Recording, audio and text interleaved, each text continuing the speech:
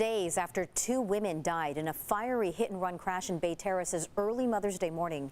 53-year-old Tony Garcia, the man who police say turned himself in 14 hours after the crash, pleaded not guilty in court just a few hours ago. CBS 8's Kirsten Holmes was in the courtroom and joins us live now with details. Kirsten? Yeah, I'm here at the San Diego Superior Court where bail was originally set at $100,000. It was increased to $250,000 with special conditions.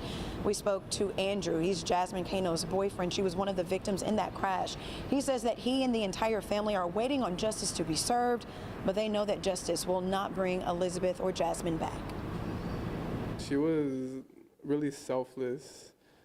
Like, she cared a lot about her family. She put everybody first before her, too. She was really wise. Andrew Gutierrez is Jasmine Cano's boyfriend. He says their friends and their entire family is struggling with the loss of Jasmine and Elizabeth after they were killed in a hit-and-run crash early Mother's Day morning. The worst part is, like, when you wake up in the morning and you realize that they're not here no more, too. He did not slow down. He did not stop. And he ultimately T-boned the victim's vehicle, causing the death of both Elizabeth and Jasmine.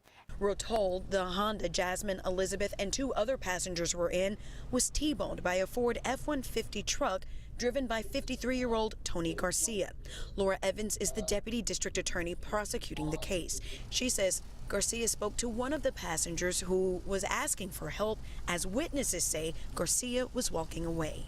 And the defendant said something to the effect of, "This is a hit and run," and continued to leave the scene. So to be involved in such a serious collision, to not call 911, to not call render aid, and then flee the scene, those are the types of things that we're not able to do, and thus we may not be able to determine whether or not he was intoxicated at the time. The driver of the Honda suffered a skull fracture and liver lacerations and is still in the hospital. The fourth passenger suffered only minor injuries. Elizabeth and Jasmine died at the hospital.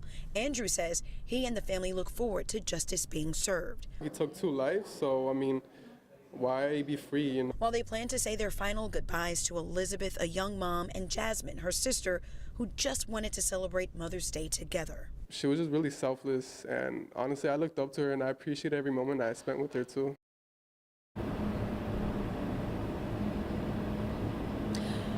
Bail was increased to $250,000 because the judge said because Garcia waited 14 hours or only turned himself in 14 hours after the crash, that means he's a flight risk. His next court date is set for June 29th.